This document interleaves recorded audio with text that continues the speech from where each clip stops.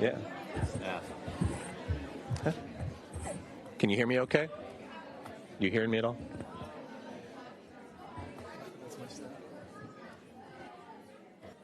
You hearing me? Yeah, just be a little louder. Oh, a little louder? Okay. I'll yell into it. All right. Good evening. Thank you, everybody. Welcome. We're now going to reconvene out of closed session. City Attorney, we have any announcements? There are no announcements out of closed session this evening. Right, very good. Thank you. With that, we will adjourn out of our closed session and open up our regular meeting. Tonight, we have an invocation from Mayor Pro Tem Smythe. All right. Thank you, Mr. Mayor and Council. As we roll into to spring, I know it doesn't feel like it, but we are technically into spring. We know that this is also a special time for a lot of our religious communities here in Santa Clarita with Passover and Easter on the horizon, but also last week started the beginning of the Muslim holiday of Ramadan. It officially began with a pre-sunset fast on the evening of March 22nd. Ramadan is considered one of the most holy months of the year for the Muslim community. Taking place in the 9th month of the Islamic calendar, Muslims throughout the world will observe a month-long fast from dawn until dusk. And the purpose of the fasting is to gain greater consciousness of God, signifying a state of awareness of God. And during Ramadan, Muslims welcome this as an opportunity for self-reflection and spiritual improvements, and as a means to grow in moral excellence. The end of Ramadan is celebrated by Muslims during another major holiday, Eid al-Fitr, also known as the Festival of Breaking of the Fast. And this holiday will take place on April 21st and is traditionally celebrated with a special prayer in the morning, followed by a community celebration with food, games, and presents.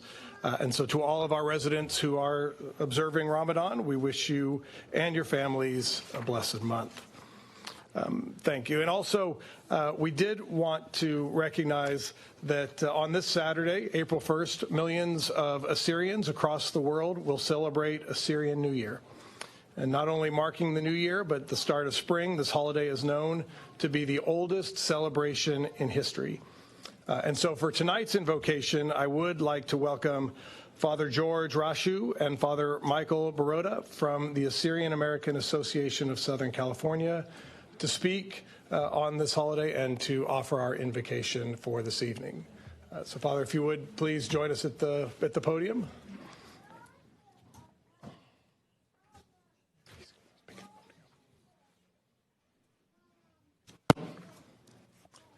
Hello, everyone. We, on behalf of myself, Father Michael, and our community, we are thankful to the Council for this honor and this great recognition to the Assyrian New Year, which is a 12-day festivity, starts in the beginning of spring from March 21st to the April 1st. April 1st known in the world as the day where our community goes out and celebrates all in all, but it is a 12-day celebration. And one of the oldest, if not the oldest, celebration in human history found. So today we will pray, start this prayer in two parts. Our first part will be in English. We pray for the Council. The second part will be in Aramaic, Assyrian. We will pray the Lord's Prayer. We will sing it as it's been sung in our nation for the last 2,000 years. So if I may ask our community to stand and join us in this prayer. In the name of the Father, and of the Son, and of the Holy Spirit, to whom belongs glory and honor at all times. We stand in reverence before you, Lord, Creator of heaven and earth, supplicating your blessings upon this gathering, especially upon the honorable members of this faithful council. We ask you, Lord, to bless them with wisdom so that their decisions will be to the benefit of all that are under their care. Fill their hearts with kindness, reminding them of all the poor and afflicted awaiting for their care. All in all, dear Father, inspire us all to treat everyone with love and always being mindful that we are all members of one human family that you created. آوند وش ميان تقداش ما اختث ملكوثخ نهوي صوياناخ كند وش ميا أبارا هولا لخما سنقان اليومانا وشوق لنخو بيني كنادا بخنان شواق الخياوين لا تعلى النسيونا إلا بصة من بيشا مطل دي لاغي ملكوثة وخيلة وتجبخت العالم عالمين وامين. Blessings upon you all, and as we say in our language, Shlama Amochon, peace be with you. Thank you so much. Thank you.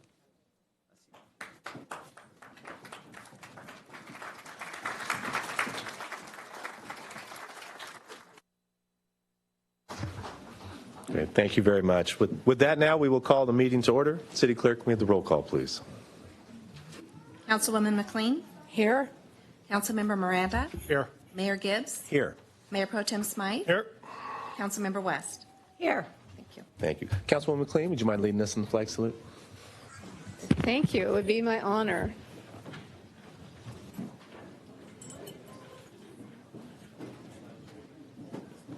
Please place your hand over your heart and join me in the Pledge of Allegiance to our flag.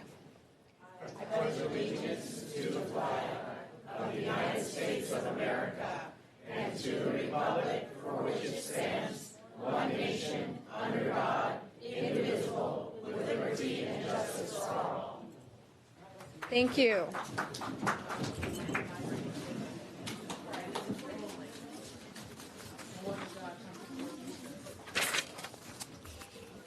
All right, everybody. With that, we're going to move on now to our executive meeting. Council, are there any questions on any of the items on the agenda tonight? I just had a slight clarification for the minutes. I believe you have it. Thank you. All right, very good. Do we need any items polled? Seeing none. City Clerk, do we have any speaker cards on items tonight? I have speaker cards for items 3 and 5. Items number 3 and 5. Good. Okay, thank you. With that, I'll ask for a motion and a second to approve the agenda. Move it. Second. Right? She's got it. Hearing no objections, so ordered. With that, we'll move on to the award and recognitions. We have a few of them tonight. First up, we'll be recognizing the Hart High School Girls CIF Soccer Championship.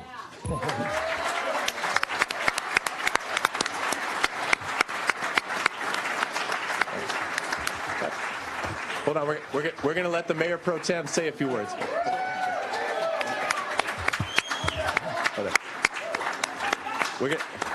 Hold on. We're going to let the Mayor Pro Tem say a few nice things about you first. He wanted Saugus, but I gave him Hart. Offside. Go for it.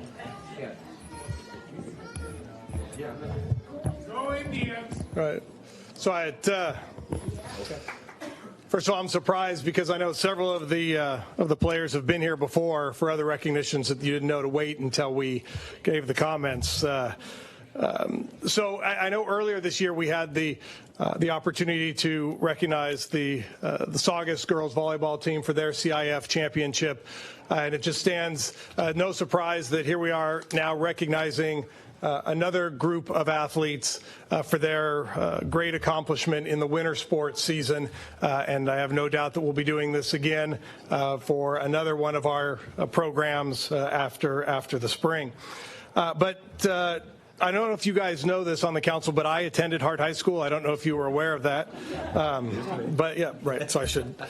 So it is certainly my honor to recognize really a record-setting team and accomplishment on many levels, and you'll understand that as I go through their accomplishments. But the girls varsity team this year accomplished what many of you who are a soccer fan would recognize the term the treble. And here in California, the treble consists of winning the league championship, the CIF championship, and then the state championship. So that alone deserves a round of applause for these athletes to be one of the few one of the few programs in the state that has these accomplishments, because you can qualify for the state tournament without winning the CIF championship. You can win the CIF championship without winning your league, and so for this team to really make their mark in that way is truly incredible. Overall, their record was 19 wins, 3 losses, and 4 ties, but even more impressive, since the January 1st, they went 16-0-1. And that includes, all of the league games. They went 10-0-2 in the league. And they absolutely dominated their CIF division while outscoring all of their opponents 20 goals to 1. Throughout their entire winning the CIF championship in probably the coldest, rainiest day in the Santa Clarita's history, defeating Harvard Westlake 1-0 to win the championship. Absolutely. But again, if that wasn't enough, they decided that they weren't done. And so they rolled through the state Division II tournament. And just for the record, Division I is the highest, so that's how it's rated. And they rolled through the Division II state tournament, beating El Camino Real, West Hills, and San Marcos to win the state championship and finish the season. So, all right. So now, Laura, you can get up and start walking. They're slower that time. And if we could, I know coaches, staff, I saw athletic director, principal are all here. Everybody come on up.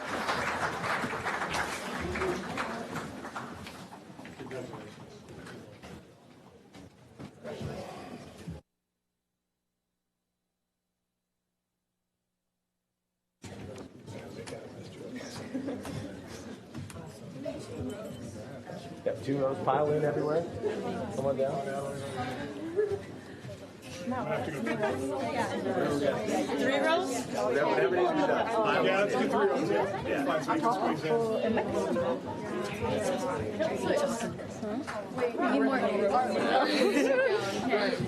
Ari, we need to squeeze. Well, we don't. Yeah, I'm squeezing down then.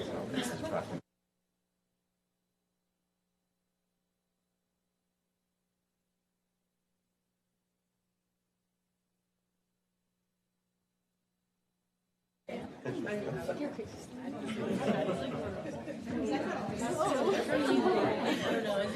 don't know. I feel like Ready? 1, 2,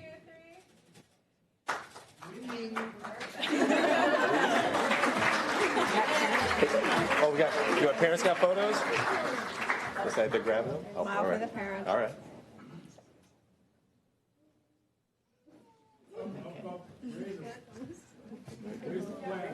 Don't get lazy. Oh, we got more?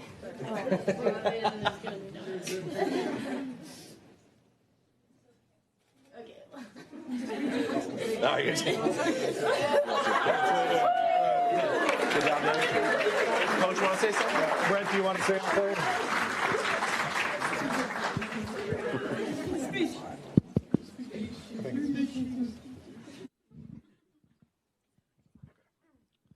We just wanted to say thank you to City of Santa Clarita, Hart High School, our fearless leader, Jason, Craig Williams, and everybody who was involved in this. Thank you, parents, for the sacrifice. And these girls deserve all the credit, especially that game in the rain. So I appreciate their hard work all year, and they earned it. So thank you.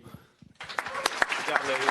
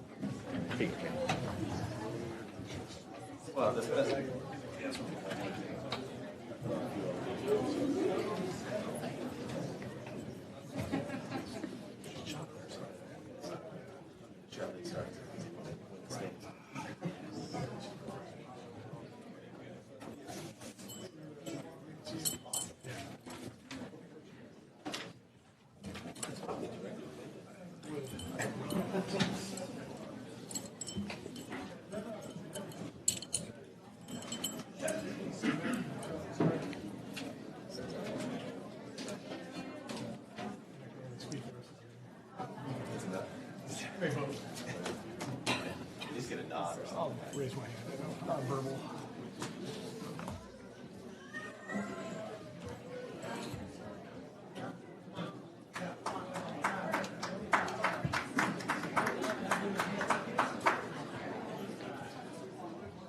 They're happy. They should be happy.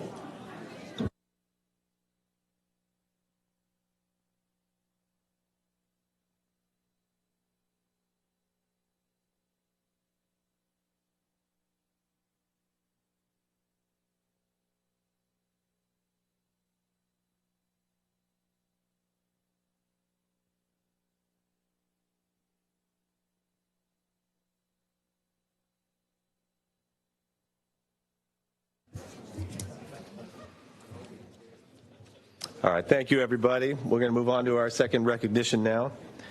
So tonight I have the honor of recognizing a young gentleman by the name of Aaron Yang. So Aaron is arguably the biggest fan that we've ever had of the Santa Clarita Public Library and our city as a whole, even though he is a resident of Alhambra. Aaron Yang has earned recent notoriety for his avid participation in many, many library reading programs. In fact, with the exception of Hawaii and Alaska, Aaron has taken part in virtual reading programs in every state in the nation.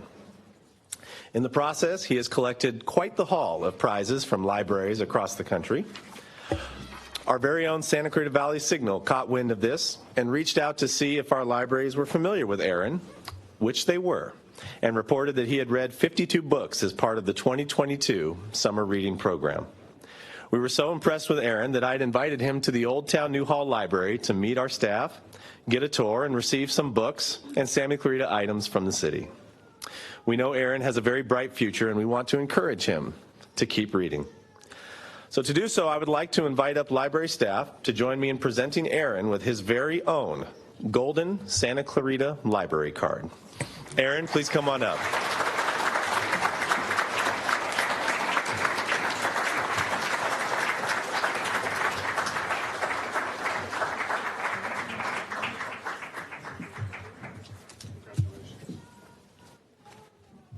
Young man, good to see you again. I finally got through all of the snacks that you gave. I finally ate them all. No, they did. Another one? Very own golden library. Sorry. But come on in here. Everybody come on in. Let's get yourself a picture. Right there in the middle. You're man of the hour. Right here in the middle. Over on this side, Aaron. Put you right in the middle. There you go. We'll keep you away from the Face George over there. All right, we're going to take a photo right here. Ready? 1, 2, 3.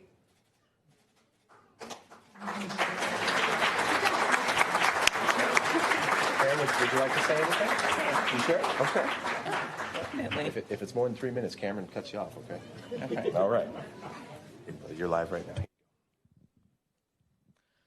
Hi, everyone. I want to thank you so much for having me here. It's such an honor to be part of this meeting. I'm so glad to be able to be a part of this. Wait, is this thing working? Yeah, you're good. We hear you. Okay. I'm so glad to be able to be a part of your community.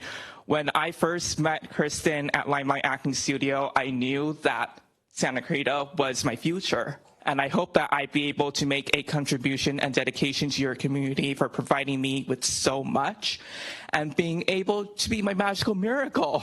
Like, without the help of Santa Clarita, my acting career would not have taken out and taken off, like, with so drastic measures. I was like so impressed. Like, I just literally, like, last month when I met Mayor Gibbs at the Old Town New Hall Library, I was like, oh my gosh, like I thought it was like a scam at first, like when I got that email, and I was like thinking, oh my goodness. And then, like, when I reached out to Michael at the SCB Signal, I was thinking, okay, I maybe should let the city know about my enthusiasm for everything they've done for me. And I was thinking, why not? And I was shocked when Michael reached out to me wanting to interview me. It was so much fun. And I'm really glad that I got to be a part of this whole awesome experience. I hope to be able to be part of your community again in the future. And maybe I might even become a legendary logo. Who knows? Because I really do want to do something amazing to your city for providing me with so much. I think the future, I think it's my destiny to be here. I mean, even Dr. Joshua at the Santa Clarita United Methodist Church even invited me to be a part of their choir if I ever joined in at their church program. And I was thinking like, wow, maybe Santa Clarita is all meant for me all along. Thank you so much for having me here, and I hope to be back again soon. Have a great evening. Good to see you.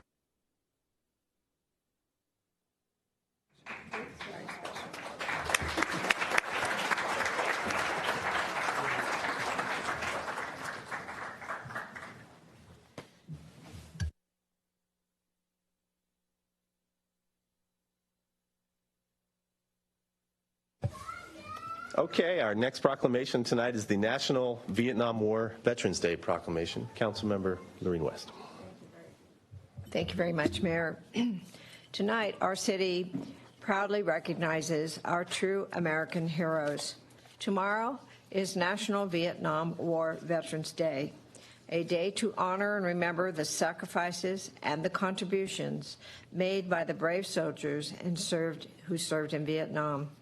March 29th was the day the final U.S. combat troops departed Vietnam in 1973. For many Vietnam veterans, their return home was met with hostility and rejection from a nation that was deeply divided over the war.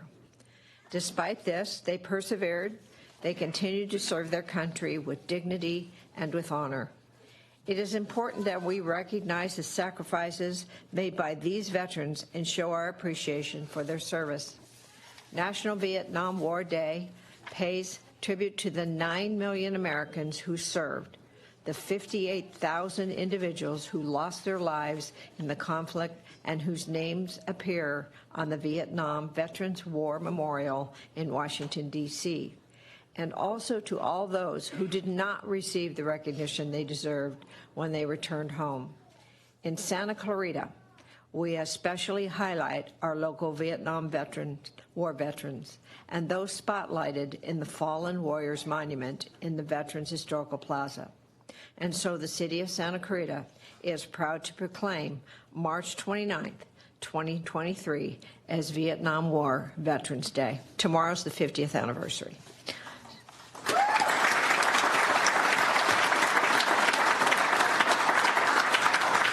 I'd now like to invite up Jenny Fitzwater, District 8 Chaplain and Regent of the Aliklek Chapter of the National Society, Daughters of the American Revolution, as well as board members Elise Lighthouser, Susanna Clark, and Cheryl Coate, to the dais to receive this proclamation and take a photo with us.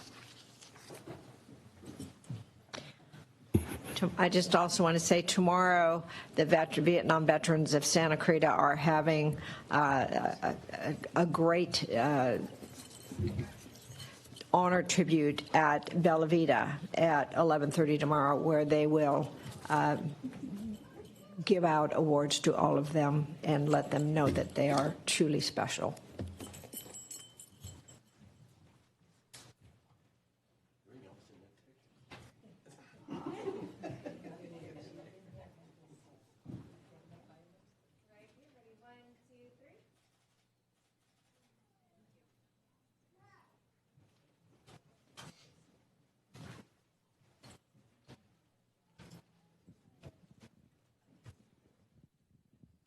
Good evening, and thank you, Mr. Mayor and City Council members. My name is Elise Lighthouser, and I live here in Santa Clarita. I'm the Vice Regent of the Aliklek Chapter of the Daughters of the American Revolution, and I'm speaking on behalf of our Regent, Jenny Fitzwater, who could not be with us today, about the National Vietnam War Veterans Day. The National Society Daughters of the American Revolution, or DAR, is a nonprofit, non-political, volunteer women's service organization dedicated to promoting patriotism, preserving American history, and securing America's future through better education for children. Members are all lineal descendants of those who supported the cause of independence in the Revolutionary War. Since the launch of the 50th anniversary of the Vietnam War commemoration in 2012, the Daughters of the American Revolution has been a committed commemorative partner, vowing to meet the primary objective to thank and honor Vietnam veterans and their families for their service and sacrifice.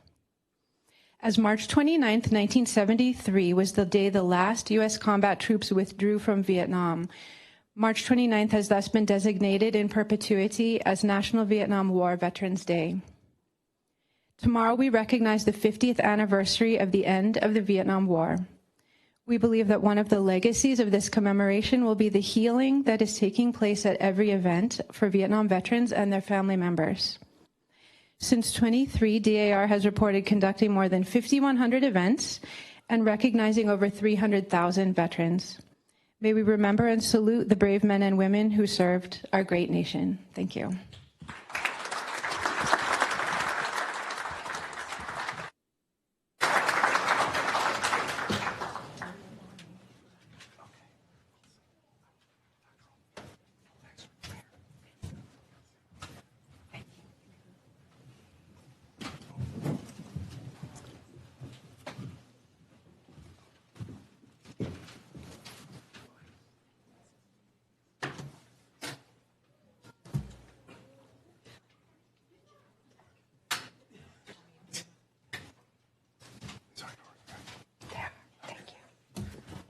How did they end up down there?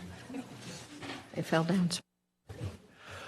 All right, very good. We have one more proclamation tonight for the Assyrian New Year. Councilmember Bill Miranda. Well, we've had a few things said already, and I'll try not to repeat them, but it's a great honor for me to be able to present this proclamation to the Assyrian New Year. Tonight, I'm proud to recognize a holiday that is celebrated across the world and right here in Santa Clarita.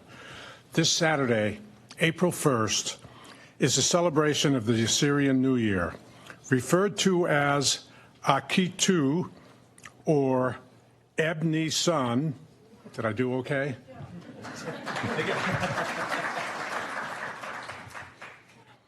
The Assyrian New Year is known to be the oldest celebration in history. This day not only marks the new year, but also the start of spring, and serves as a symbol of revival and renewal. This new year marks year 6,773 in the Assyrian calendar, which makes it even before I was born.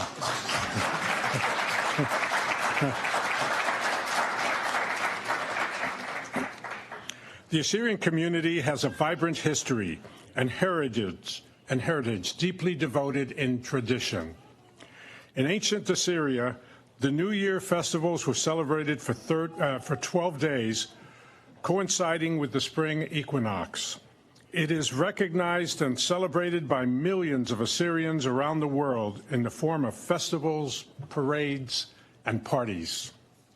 Tonight, we join the Assyrian American community in Santa Clarita in celebrating the Assyrian New Year and wish all who observe this holiday a healthy and prosperous new year.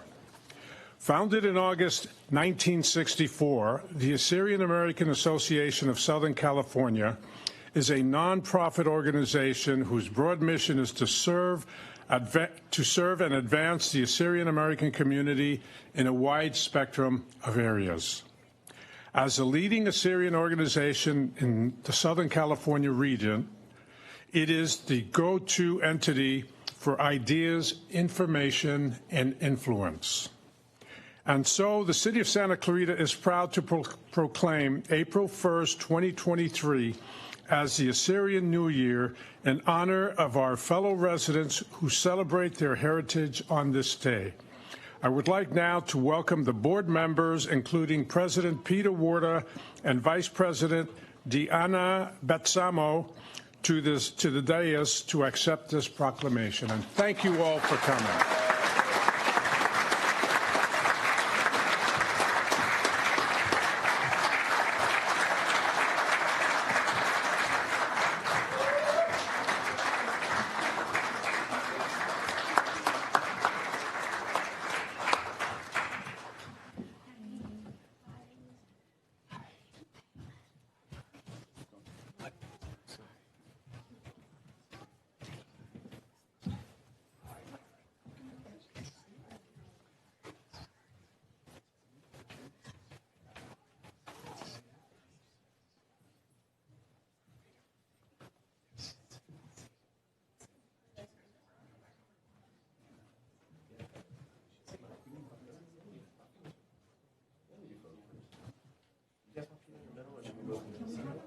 Wherever you want.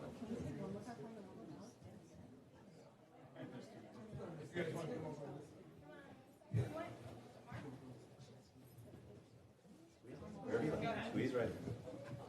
Perfect. All right, right here.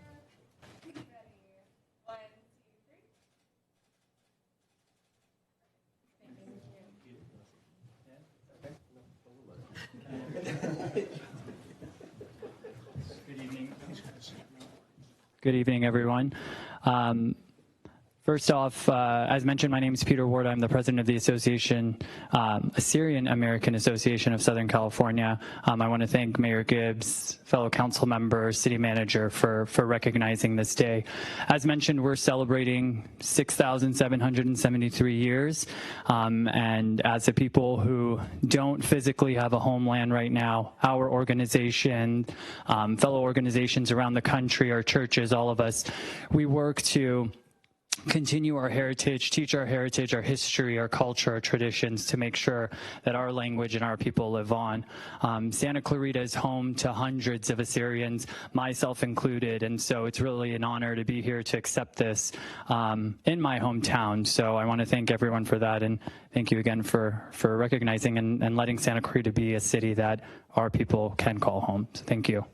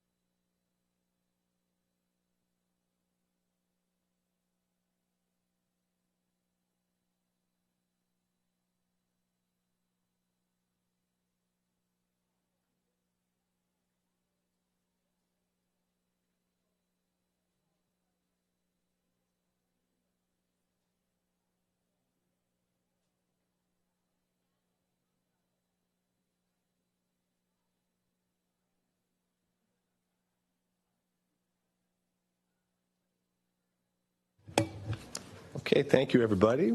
We'll move on to public participation. City Clerk, we have some speakers tonight. Thank you, Mary. Okay, very good. Our first speaker tonight is Don Madrid, followed by Elaine, followed by, I believe it's Mohammed Asani. Thanks, sir. Be there.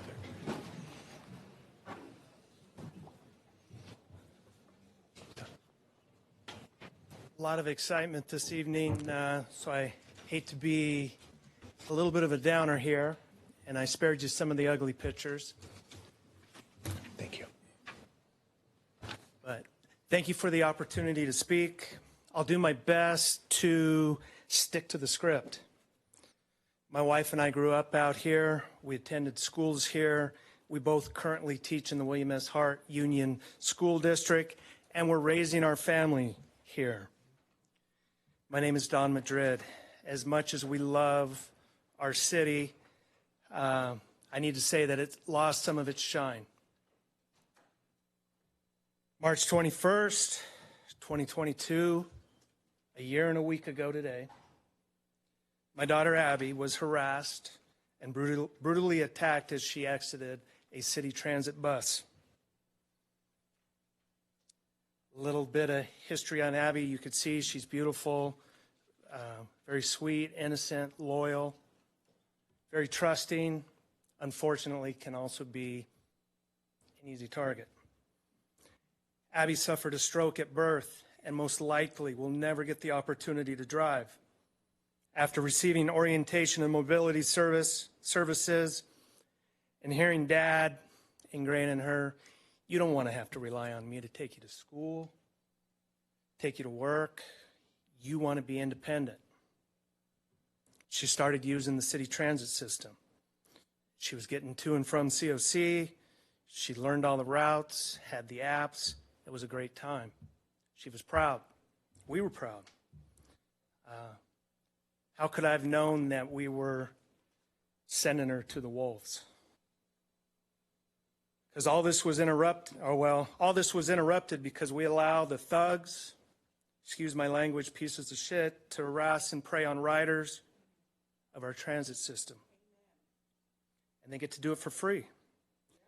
In the days following the brutal attack, which left her face bruised, bloodied, we found that each bus had 6 cameras.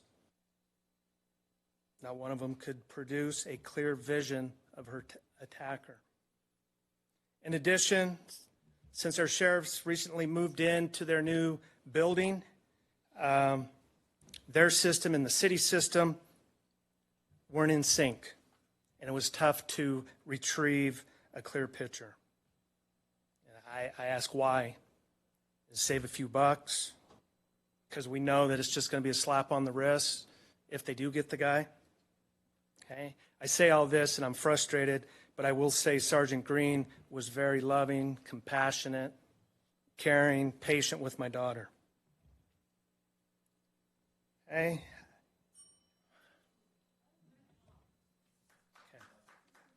Don, you have any last things to say? Do you want to finish? I'd like to, I guess I don't need to share exactly what happened to Abby, but as Dad, I told her, sit by the bus driver. They'll be your best friend. They'll help you. She tried. She did. She let the bus driver know this person's making me uncomfortable. He had his hands on her. Bus driver replied, I can see why it makes me uncomfortable. Abby said, I'm going to move my seat. She moved, and as she got off, she let the bus driver know, please don't let this person off with me. That didn't happen. He chased her down, attacked her, and has taken away some of her independence. Okay. I also know as a dad, I have some ownership in this. I need to have her prepared with pepper spray, kickboxing, self-defense. But that's not Abby. She doesn't want to have anything to do with violence. Okay. So I asked, how do we fix it? Do we start with the cameras? Okay. Do we get the bus drivers trained better? Do we get the systems in sync together? Is there any way to make, because we were told it's not a crime to make someone feel uncomfortable. So it wasn't a crime until he struck her. Okay. Don, thank you, sir.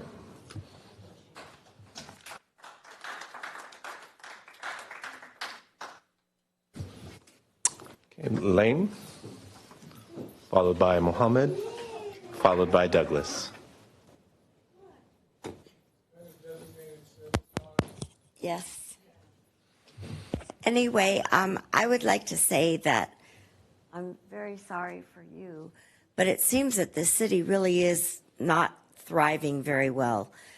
The incident with the girls at Valencia High, there seems to be a lot of unrest. And I phoned the national organization of the NAACP, and the local chapter actually does not correspond with anything that the national chapter does and what they want. They were very disappointed when I called and said that that's not their mission at all. And I think what's happening is we're bowing down to too many organizations that want to be heard and want revenge. All it's doing is causing more chaos and more disruption in the city, and it's causing more prejudice. The other thing is, what's happened is, I would like to know how we can all work to get the two people who caused the entire city to be uneased and not at rest by filing their charges and making us go to districts. Most people didn't know about it. Everyone I spoke to doesn't want it, yet two people. I think there's going to be a very big backlash with that minority group. And I think you better be prepared and brace yourself, because people are mad as hell, and they're not going to take it anymore. But I think there's got to be a way that we can work together to get some of this solved, because everything's running amok. And the other place that's running amok, who's just a horrible, horrible place, is COC. What they are doing over at COC with the head of Captain Hook is despicable. The way they are treating their residents, they break every rule, every law, and then what they do is they make another law or rule, and then they break that.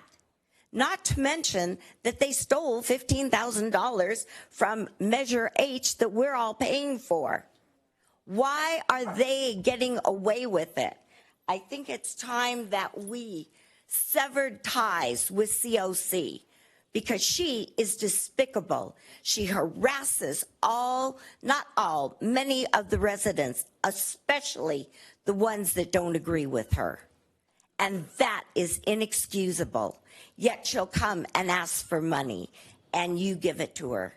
Time to sever those ties too. It's time that we started taking care of ourselves. How can we do it? Thank you. Ms. Lane. Next up, Mohammed, followed by Douglas, followed by Diane Zimmerman. My name is Mohammed Asadi. Can you hear me? Yes, sir. My family and I, we moved here after 40 years of working there as an IT from the state of Ohio. Go Buckeyes, by the way, if anybody is around here. Columbus, Ohio. We moved here, and we are very happy here. So all the issues that I've heard, my heart goes to you first, and your family, and everybody else too. But always try to compare your city, maybe my city now after 4 years, with other cities too. So we're looking for a city to have a kind of feelings that Columbus, Ohio has, and this city does. So there's a lot to say that.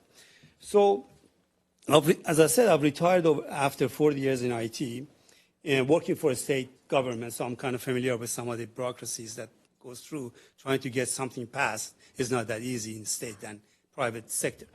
So doing so, after we moved here, I realized after a few months of traveling and having fun with my family that retirement is not necessarily what is advertised to be. I got bored. So I was looking for some jobs to do, and then I found out that was during COVID time, and I found out Grubhub and other delivery companies. So I signed up for that. As I say, technology is a good thing, but I'm too much used to that. So I was hoping that I would use your AV equipments, but I understand that's not the case. I only have 2 copies of my presentation. So I'm going to just bring it to. So what is the problem? The problem is that, so I do, and other people like me, we do the food deliveries services. We use the malls like where the restaurants are around. And there are parking places for us, for like a 20-minute parking places and also 15-minute parking places. We find that a lot of non-delivery people park there, okay, for hours. So we don't get chance to actually work there. So there is so we are kind of forced to park in places that we're not supposed to park, fire lanes and so forth. The companies, the delivery companies and customers rate us based on time delivery, based on their food quality. I know a lot of people order that, but nobody likes the the cold cheeseburger or hot salad, right? So we get rated on that. And because we get rated on that, we try to do as fast as possible. Just get in there, get the food, and get out. Guess what happened? The city of Santa Clarita gives us parking tickets, right? Which they have a right to. Let me just have a second. So there is another security services at malls called Allied Security that they are in charge of moving people which are violating those 20-minute parking slots. They don't have the authority. I talked to the manager, said they don't have authority to give a ticket and fine them on site. Okay. They just can give them the warning. Mohammed, thank you. Thank you, sir. Thank you. Thank you. Thank you, sir. All right. Next speaker is Douglas, followed by Diane Zimmerman, followed by Carrie.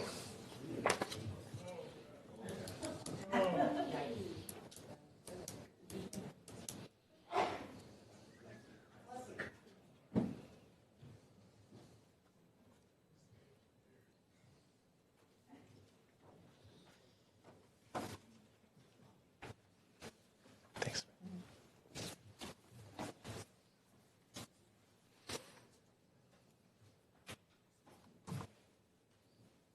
One's for you, Mary.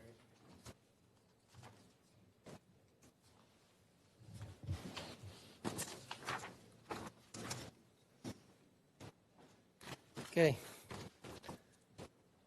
Douglas Frazier, Canyon Country resident, 27 years.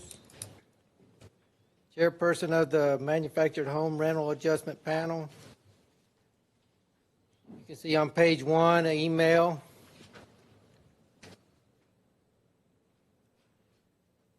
Question 1 of many. Am I a lobbyist?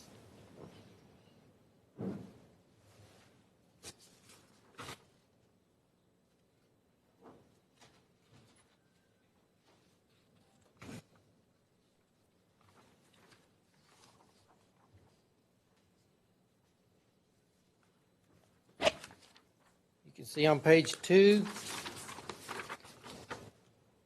Tom Cole labeled me a lobbyist a year and a half ago. He placed a burden on me during our hearings.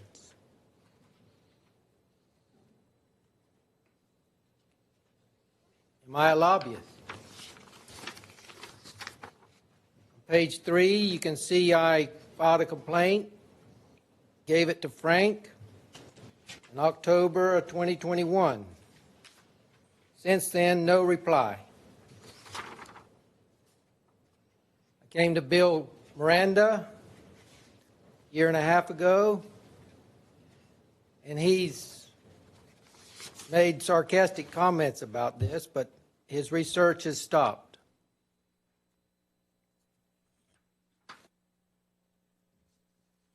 The Code 7.03 gives the authority to the city clerk to label somebody a lobbyist. I don't think it went through the right process.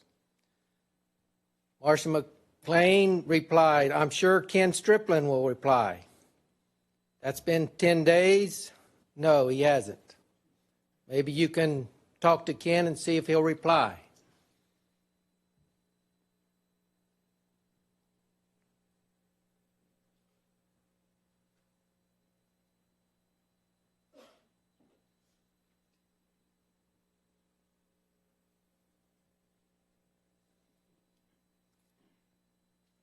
Jason, I brought this to you 6-8 months ago. and we're still being ignored.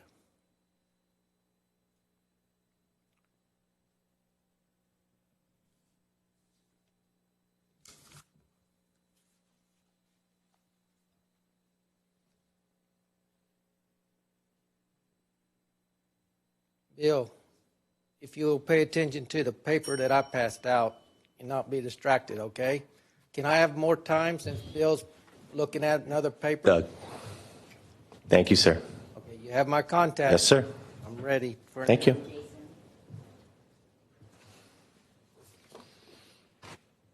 Okay, Diane, followed by Carrie, followed by Glenda.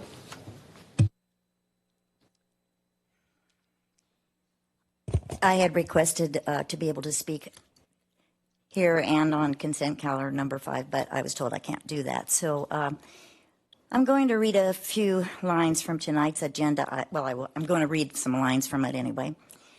Where are we spending? We're spending $6 million over the next 2 years to protect properties from tree damage. The city is responsible for proactive maintenance and care of an urban forest. This proactive maintenance improves the overall health and vitality of these trees while mitigating failure due to significant wind events. How much money are we going to spend in proactive maintenance to improve the overall health and vitality of our community and encourage increased communication with issues regarding race? Working within the boundaries of our local government alongside our elected city officials offers the best chance for immediate and long-term success on this topic. Under the constraints of a city council meeting, we are provided only 3 minutes of reactionary speech, not the proactive dialogue that gets neutered by norms and procedures. Norms and procedures this council dictates. Any honest assessment of where city government fails in this area begins and ends with its approach to sponsoring community groups. I'm told by longtime residents that there used to be many more sponsored community groups and that they were an invaluable method of advising the council on issues affecting residents, as well as an excellent way for the council and staff to get preliminary buy-in from the community prior to agenda votes. So it's mind-boggling to hear how what was once a productive avenue for community involvement has devolved into an endless stream of 3-minute reactionary speeches that do nothing but pit the ideologies and individuals against each other with zero hope for finding common ground. Even more mind-boggling is the fact that this council already sponsors a group specifically created to improve race relations. At a minimum, the Human Relations Roundtable should be moderating regular public events for citizens to proactively discuss a multitude of issues in a safe and controlled space. At a maximum, the city should be sponsoring a variety of community groups. You cannot have too much public participation on the subjects of crime, drugs, school safety, mental health, etc.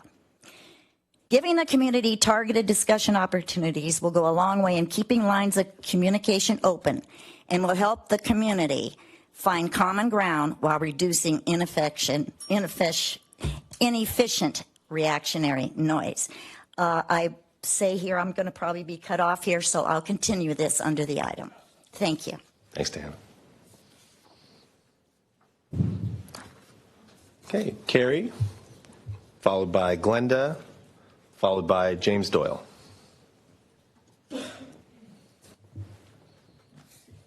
So I came here specifically to address Ken Strickland. On February 14th, I addressed LA County DA Gascon was releasing prisoners early from prison, sentencing, and using Valencia as a sanctuary city. I also addressed increased gang violent crimes, graffiti, lack of law enforcement involvement with crime, and local sheriffs working closely with local news media to hide such issues. Ken, the only prideful subject matter you spoke of was how much funding was going into city buildings, Henry Mayo Hospital, etc. This puts money over we the people. I am absolutely infuriated at your lack of concern regarding the increase of our city's violence, crime, including homicides, suicides, and gang-related activity. According to StreetGangs.com, the FBI records Santa Clarita as the 6th safest city. As of 2008, the website lists 6 gangs residing in and officially criminalizing SCV residents. The Malditos, the Canones, the Brown Familia, Southside Riders, Newhall Gang, and Valverde Park Gang all claim territory in primarily Canyon Country in Newhall and one in Valverde.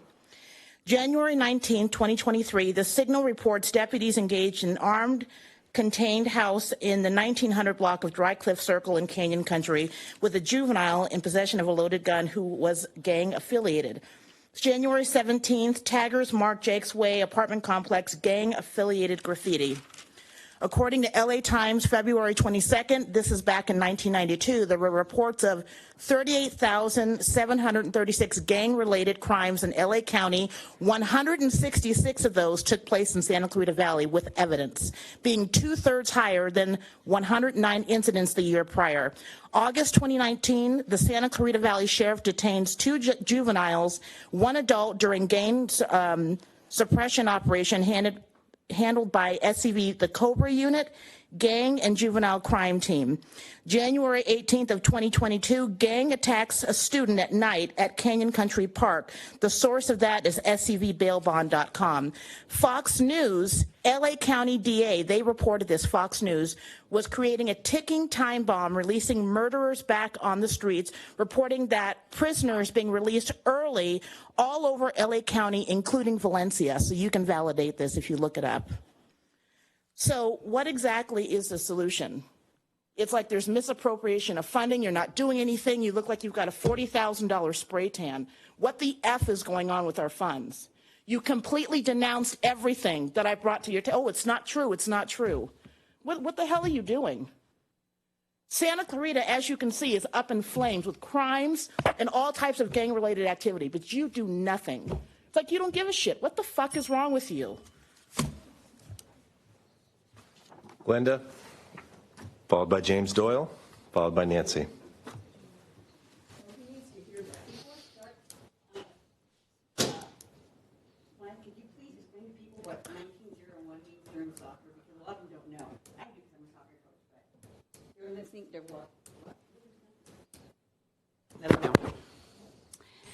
Good evening. I have a few issues I'd like to discuss and get answers to.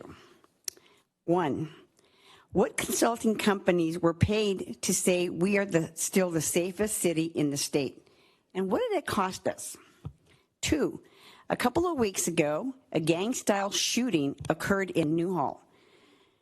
When people come in here and purchase homes, is this disclosed? Are they aware how many gangs are actually in this city? As you're aware, last week we had a hoax call at Saugus High School. Apparently there was a shooting in the bathroom which never occurred. My understanding is 3 other schools in California, same time, same date, had the same incident happen. This took away our officers, which gladly responded very quickly to the incident at Saugus. Makes you wonder, why was that phone call made and why did they take away all these police officers? What was going on there? You never know what's going on in the background, so that's a question. This city is constantly paying hundreds of thousands of dollars to consultants for just about everything they wish to look for. What about the humps? Actually, I lost my place here, but I want to discuss the humps here.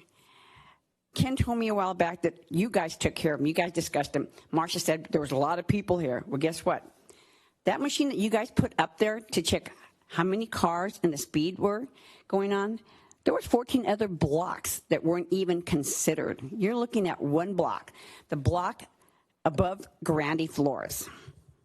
What happened to the other 14 streets? They don't matter, right? That's really sad.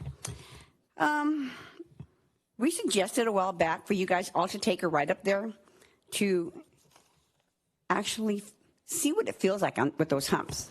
There was no reason why you guys couldn't have put bumps, which is the same, we'll do the same thing, except for you're not destroying your vehicles. I would like to know since you have so many consultants for everything else, I'd like to know where to get an application to become a consultant to go and review everything up Abelia Street. I'd hate to see any more money going to the hospitals or anywhere else. Morley managed New Holland Farm. What happened there? But now she wants money from the city? That's crazy. Please get out there. Please hire me so I can be a consultant like everyone else is. Please do a little bit more talking about the veterans, since I have family that are veterans. And Ken, start looking at people when they're talking. That is so embarrassing and so insulting. James Doyle, followed by Nancy, followed by Cindy.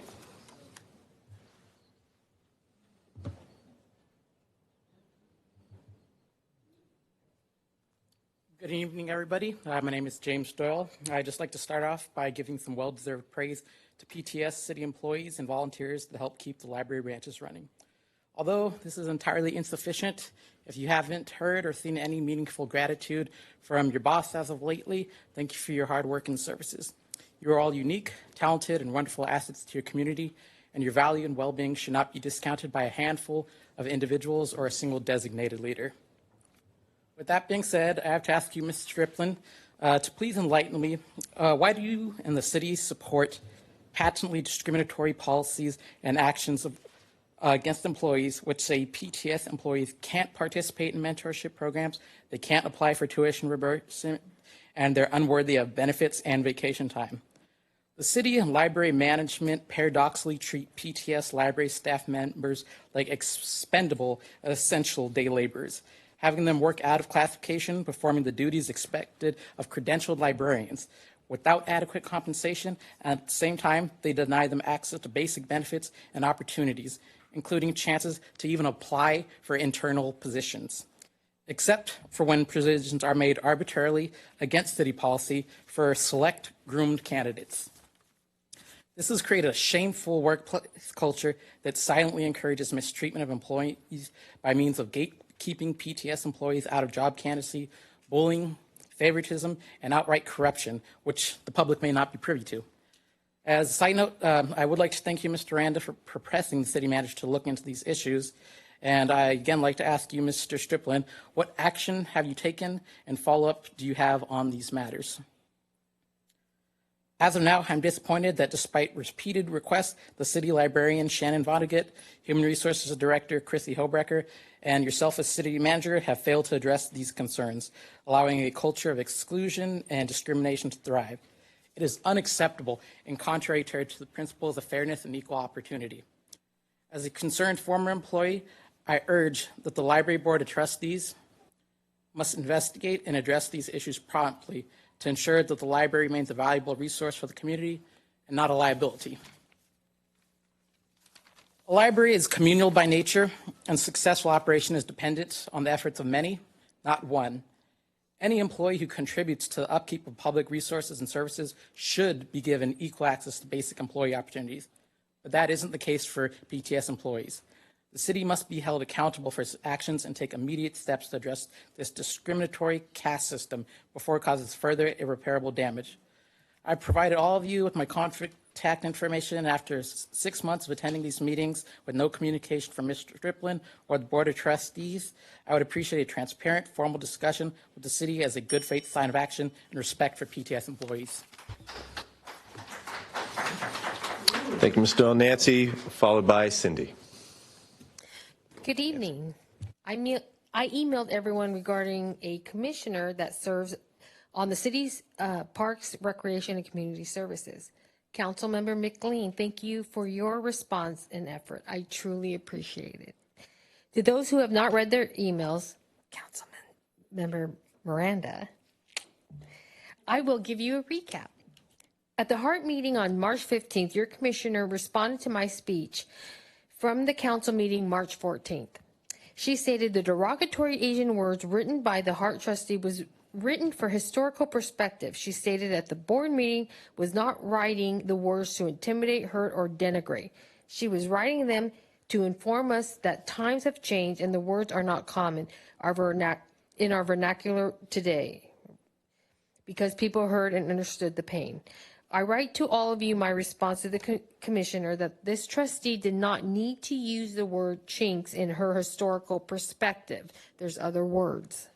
Also, your commissioner failed to acknowledge that I asked this Hart trustee multiple times over months to remove the word chinks and take down the page off her Facebook page. The Hart trustee refused. I had to report the trustee to the California Commission on Teachers Credentialing, and they took action, and they are still doing it. If your commissioner believes it's okay for a white person to say chink because it's from a historical perspective, then she must believe it is okay for a white person to use the N-word if it's from a historical perspective. Also, your commissioner called me Miss Chen. I've never said my name was Miss Chen. This is a typical stereotype that because I'm Asian, I have an Asian name. My point is that there is a double standard when it comes to racism. At the Hart meeting, she only justified the word chink, but not the N-word, because it wouldn't be the progressive left's narrative. Under council norms and procedure, resolution number 2060 under section 1, act in public interest, letter D states council members should encourage inclusion and diversity and denounce racism in an effort to provide equal access to resources, programs, and services for all persons. This commissioner represents the city. Why are derogatory words justified when it pertains to Asians, but pejorative when it pertains to African Americans? Therefore, my question to you, all of you, is how do you plan to enforce Resolution 20-60 when there is such a divide among your commission and community members? And will you enforce it? Thank you. Thank you, Nan. Our last speaker is Cindy.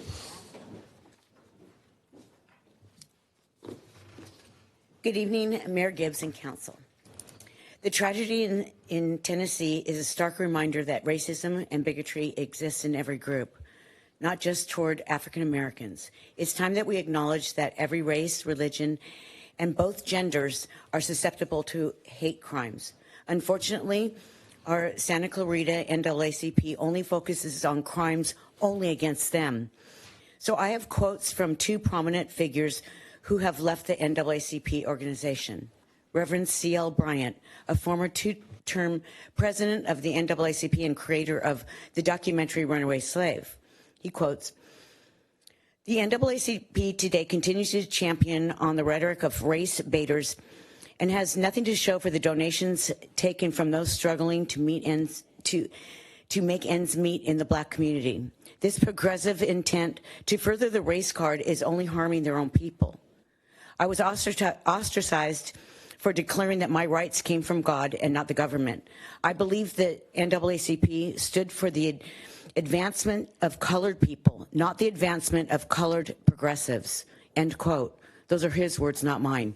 Derek Johnson, another former NAACP president, quote, "The NAACP today is a business that generates millions in revenue by campaigning against racism.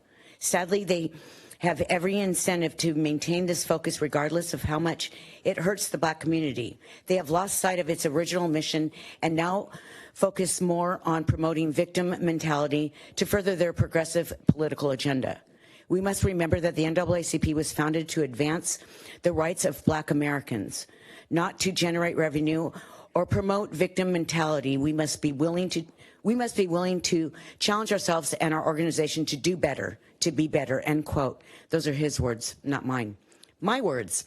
Let me be clear, we all know racism exists towards every group, and it is unacceptable. However, here in Santa Clarita, we should be working together for unity instead of pointing out division and hate.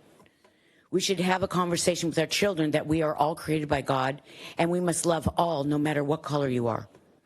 We cannot allow the hate crime against those Christian children in Tennessee to become the norm for our next generation. Let's be honest, this corrupt, evil administration has caused our children to become confused and hateful, causing mental illness to spike. This is the real crime we should be addressing. Our children are in danger and they are paying the price. That to me is worth fighting for. Thank you. Thank you, Cindy. That concludes public comment. City Manager, any comments tonight?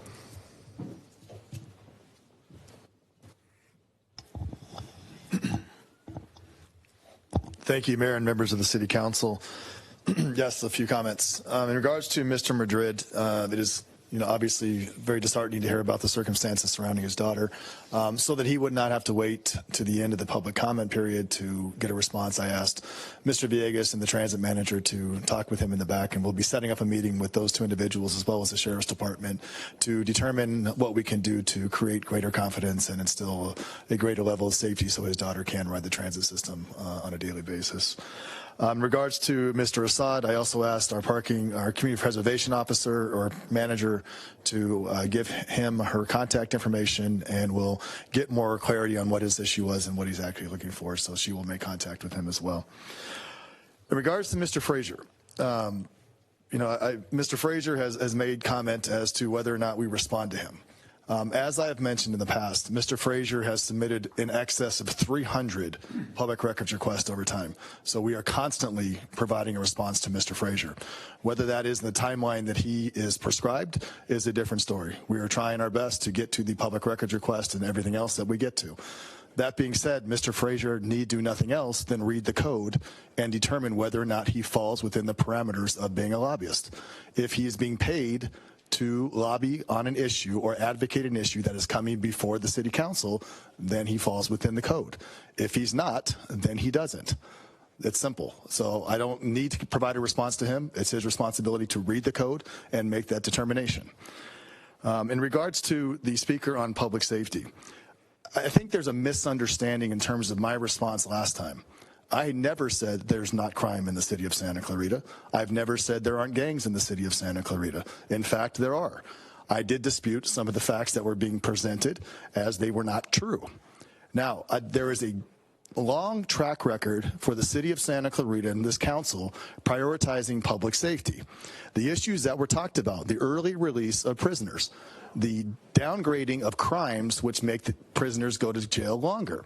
All of those issues have been presented to the City Council, and the Council has always taken a very strong position, whether it was Proposition 47, whether it was AB 109, whether it was Gascon and his reelection or the recall. The council all took a very strong position, citing many of the issues that were spoken about. The fact that prisoners are being released early, the fact that consequences are being downgraded, which leads to greater crime. That is a fact in LA County. That is a fact in the state of California. That being said, we are not doing anything. The City Council has allocated over $30 million to the Los Angeles County Sheriff's Department budget. They have constantly increased the contract and adjusted the contract to deal with the issues or the crime spikes that we are dealing with. Are there gangs in Santa Clarita? Yes, there are. Are there special teams that are focused on gang crime? Yes, there are. How are we focused on those issues? Absolutely. I talk to the captain on a daily basis. I meet with the captain on a biweekly basis. We review crime statistics. We look at arrest statistics. We look at everything across the board to determine what special teams. This is not hyperbole. This is fact. So when people want to say that the city of Santa Clarita is not doing anything about crime, it's not true. There are no consultants that we are hiring to try to tell us that we're safe. The statistics that comes from is the FBI. You cannot pay the FBI to give you a statistic that you want. So like I said, these are the facts of what happens in Santa Clarita. This is a safe community. Is there crime? Absolutely. Do we deal with that crime? Absolutely. We are a city of 230,000 people and a valley of over 300,000. There's going to be crime. We continue to fight crime as best we can, and we continue to allocate a lot of resources to continue to make that a priority in Santa Clarita. In regards to the library comments, these are personnel issues.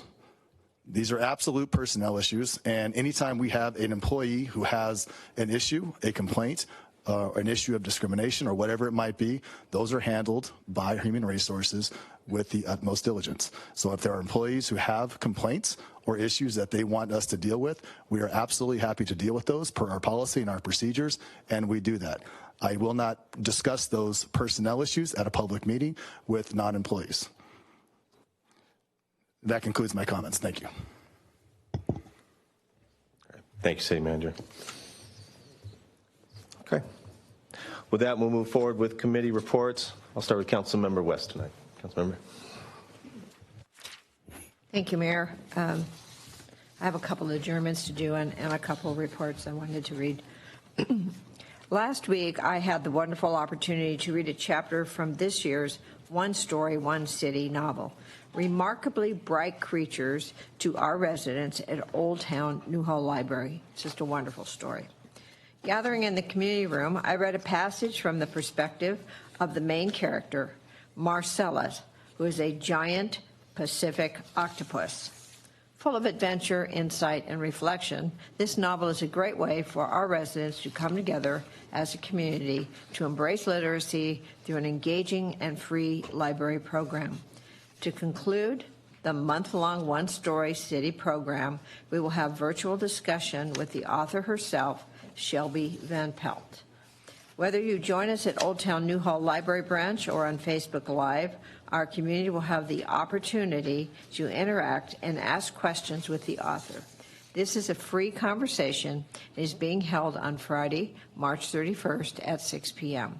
I am proud that the city promotes reading and discussion through this program, and I encourage our residents to take part in the last week of One Story, One City program. If you want to see a final list, just go to SantaClaritaLibrary.com, One Story, One City. It was a lot of fun reading to the children. I did want to let everyone know this is very good news. On behalf of the city, we want to say thank you to LA County Board of Supervisors, specifically our 5th District Supervisor, Catherine Barger. At their meeting last week, the board unanimously approved a motion adopting a plan for the county probation department's halls and camps. The motion directs the county probation department to develop a long-term plan that, among other things, will result in Camp Scott being the only county detention facility for all girls, young women, and gender-expansive youth, non-serious offenders. The motion will reactivate Camp Scott in a way that is consistent with the historical use of the site. Though the Board of Supervisors voted to approve Camp Scott as a permanent location for juvenile male serious offenders in March 2022, Tuesday's vote instead directs the probation department to designate a portion of Barry J. Nydorf Juvenile Hall in Sylmar and Campus Kilpatrick in Malibu to house juvenile male serious offenders. Dorothy Kirby Center is designated to permanently serve juvenile female serious offenders. We will continue to keep our community informed of this critical issue. Many thanks to our board motion on that and Supervisor Barger, who stood with us through this. It's been a long battle, but it's had a really good outcome. I have 2 adjournments to do. Tonight we'll adjourn in memory of Ed Bolden. Ed was a pioneer and a friend to all who was instrumental in the development of the Santa Clarita Valley as we know it. Ed passed away last week at the age of 94 years young. He was a longtime philanthropist and a volunteer in Santa Clarita, serving our community through his work with the Boys and Girls Club, the Rotary Club, Samuel Dixon Family Health Center, and many more. Ed was an active member of his church in Newhall as well, and for his service to the community, Ed was named the Santa Clarita Valley Man of the Year in 1970. In addition to being involved with the Boys and Girls Club when it was new in Santa Clarita, Ed was also president of the board of the Samuel Dixon Foundation and was key in helping the nonprofit expand its services to 3 locations. In his professional life, Ed was the founder of Andel Engineering and came to Santa Clarita in the 1960s. Many of the early property maps for the development in our valley bear his signature. He truly helped create the Santa Clarita Valley that we know and love today. He will be remembered for his commitment to serving others, as well as his kindness and wisdom. And I know we are all saddened by Ed's passing, and our thoughts are with his friends and family. He was truly a gentleman and a very, very calm and patient man, and he will be greatly missed. Another adjournment, and this is especially hard for our city. We will be adjourning in memory of Jeff Wheeler. He was a man who spent his career working to create opportunities for others and enhance the quality of life we enjoy in Santa Clarita. Jeff was a member of the city's very first Parks Commission, and he served from 1988 to 1996. He worked for Los Angeles County for 35 years, finishing his career as the Parks Department Deputy Director for the North County. While with the county, Jeff managed Castaic Lake for 2 years and was involved with the management of the Hollywood Bowl. He worked in Special Olympics, not to mention many other countrywide special events. Jeff was also in charge of developing programs and activities in Santa Clarita Park and was also on hand for the grand opening of Old Orchard Park in 1968. When Santa Clarita incorporated in 1987 and the county parks were transferred to the city, Jeff served as a parks commissioner, and as a commissioner, Jeff played a key role in the city's process of building Begonia Lane Park, Canyon Country Park, and Northbridge Park. Jeff will always be a member of Santa Clarita's founding family, and we are deeply saddened by his passing. Our hearts are with his wife, Carol, his son, Scott, daughter, Jennifer, and their extended family and friends. He was a good friend, and he did a great job for our city. Thank you, Mayor. Mayor Pro Tem. Thank you, Mayor. Mayor Pro Tem. I would just, again, echo Councilmember West's comments on, again, the excellent news of Camp Scott, but also certainly the share in the mourning for both Mr. Bolden and Mr. Wheeler.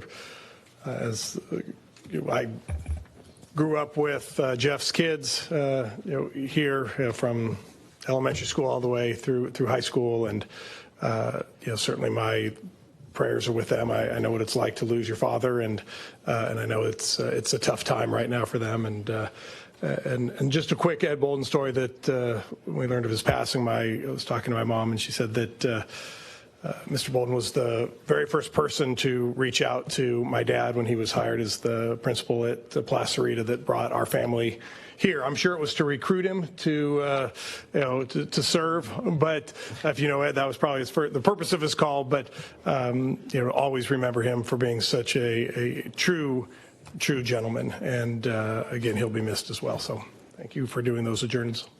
Thank you. Thank you, Mayor Pro Tem. Councilman Miranda. I don't have anything other than to say that I echo what Councilmember West said about the Camp Scott. That was, in fact, a community uprising, for lack of a better term.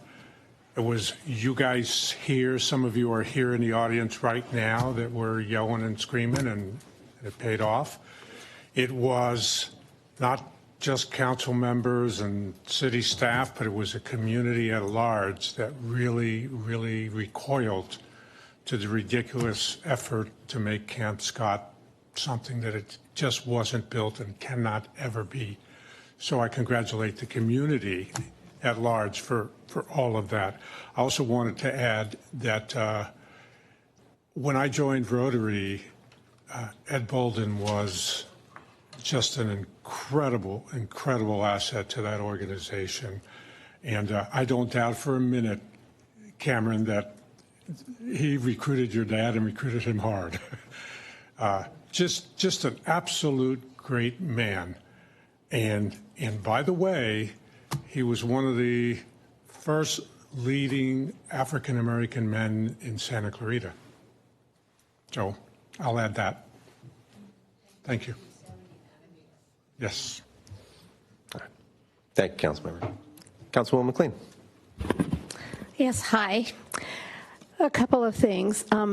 First of all, the one story, one city, or one city, one story screen printing at Newhall Library was really fun. There were a lot of people there, and we made screen printing of Marcellus, the octopus, on grocery bags. So that was totally fun. And I also was able to contribute to a book club discussion at the Valencia Library. It's a great story. If you haven't read it, go to our library and take it out. It's something that you will completely enjoy. It's upbeat, it's clever, and I'm sure you will enjoy it. And I'm looking forward to being able to be on the virtual meeting with the author. On Saturday, I had the pleasure of being at the Zonta's Women in Service event, and Councilwoman West was there as well. A room full of incredible women who give their time every single day to make Santa Clarita the great city that it is. And it was just a great event. And I had the pleasure of attending a reception in downtown Los Angeles at Union Station, where the California Transportation Commission was holding a meeting, and then afterwards there was a reception.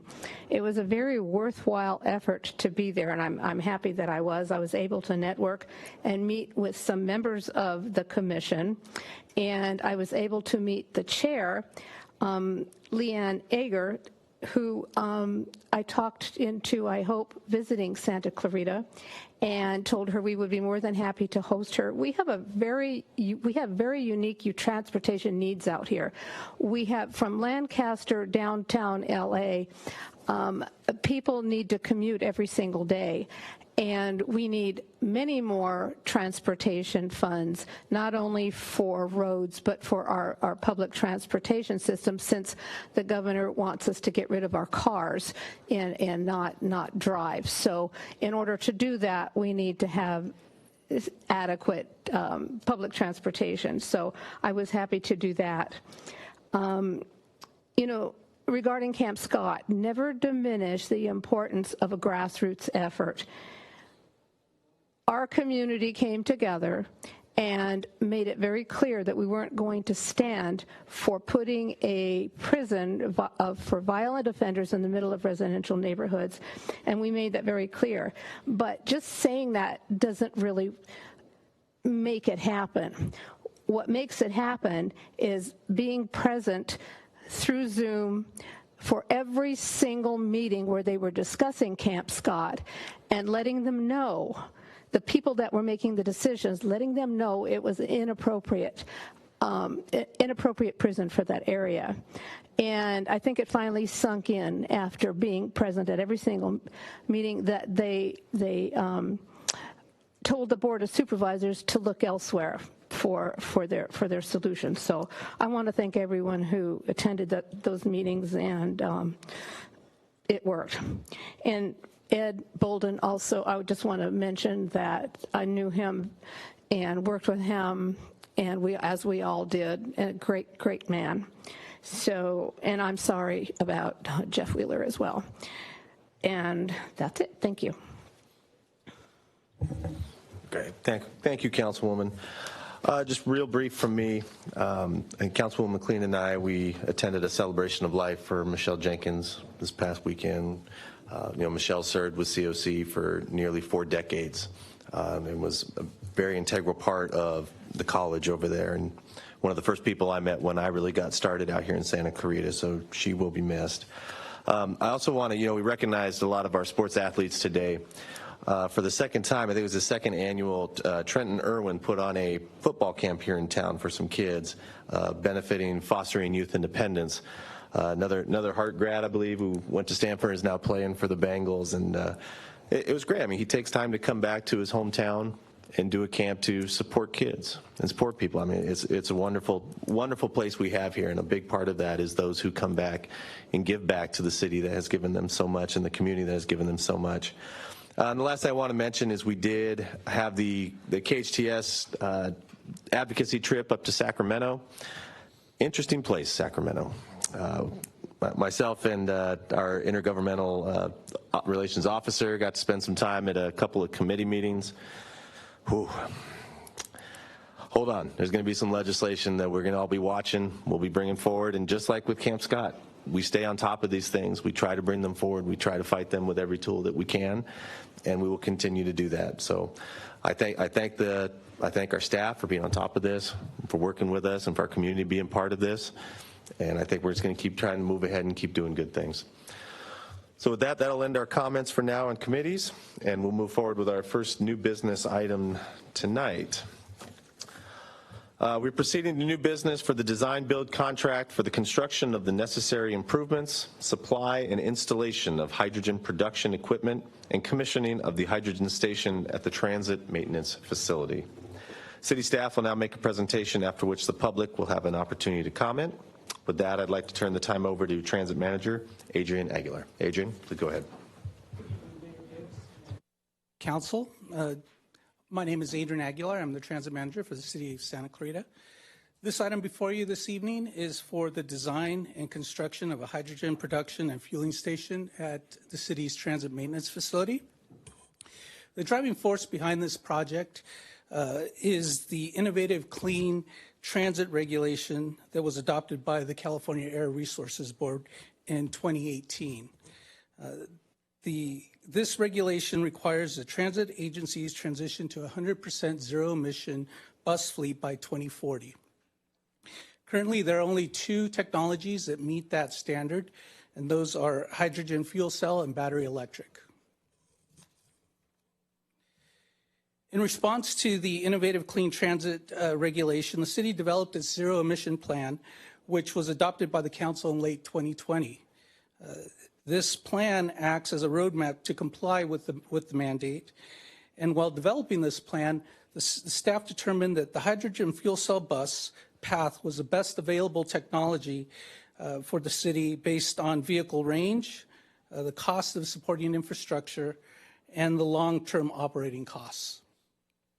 The plan adopts a phased approach and provides a schedule for zero-emission bus purchases, as well as the development of infrastructure needed to support the zero-emission bus fleet.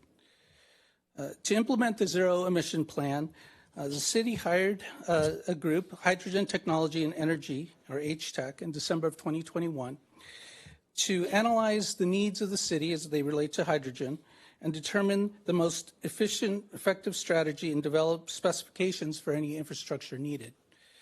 During this analysis, it was determined that on-site hydrogen production and fueling was the most cost-effective and long-term strategy. In May of 2022, the council approved the use of a design-build method for the required on-site station, and a request for qualifications was released in June of 2022 for the design of the station. A total of 4 responses were received, and all four responses were deemed qualified to complete this project. In September of 2022, the 4 qualified firms were invited to submit their proposals for the design and construction of the hydrogen station. The city received 2 proposals. The first came from Clean Energy, who proposed a steam methane reformer at a cost of $18.3 million. The second was submitted by Trillium for an electrolyzer at a cost of $14.2 million. The initial cost of the project exceeded our budget, so staff modified the project specifications in an attempt to bring those costs down. The 2 bidders were then asked to submit their best and final offers based on the modified qualifications. In response, Clean Energy submitted a proposal that eliminated the on-site production equipment and instead relied on the delivery of liquid hydrogen. Their proposed cost was $7.3 million.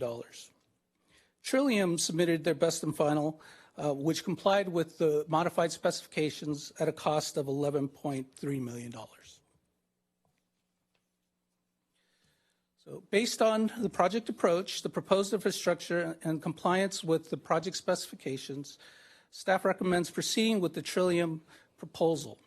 The proposed electrolyzer offers better control over long-term fuel costs, allows production to be turned up or turned down depending on needs, will support up to 16 buses as initially constructed, and will not have to be expanded until 2030. And most importantly, it will be designed in a way that will allow for future expansion without having to redesign the station. In addition, there are some site improvements and additional project needs that are not included in the bidder's proposal. These include electric and utility upgrades at the transit maintenance facility. They include the services, inspection and material testing services, as well as plant check permitting and labor compliance oversight. So based on that, the recommended action is to authorize the city manager or designee to execute a design-build contract with Trillium, subject to city attorney approval and availability of funding for $11,280,776 for the design and construction of the hydrogen station.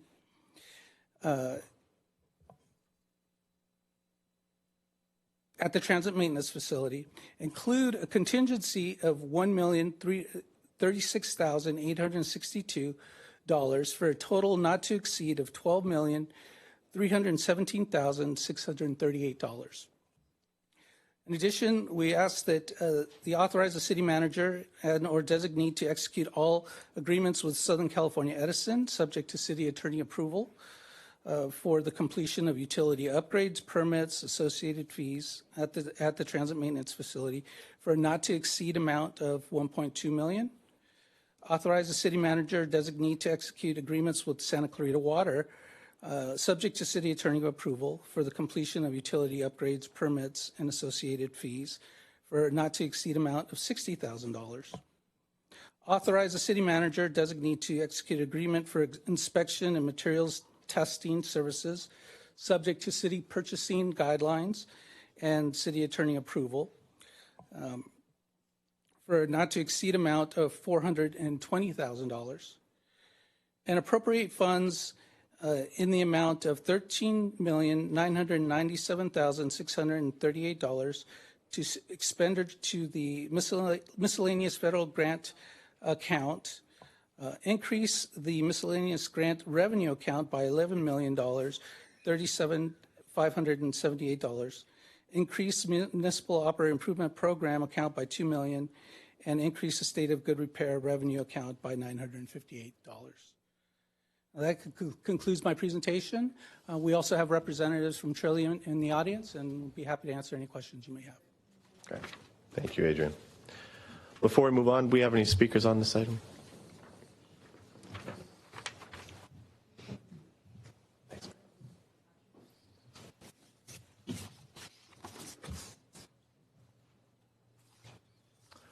Okay, first up tonight is Glenda, followed by Steve Petzold, followed by Tony Maldonado.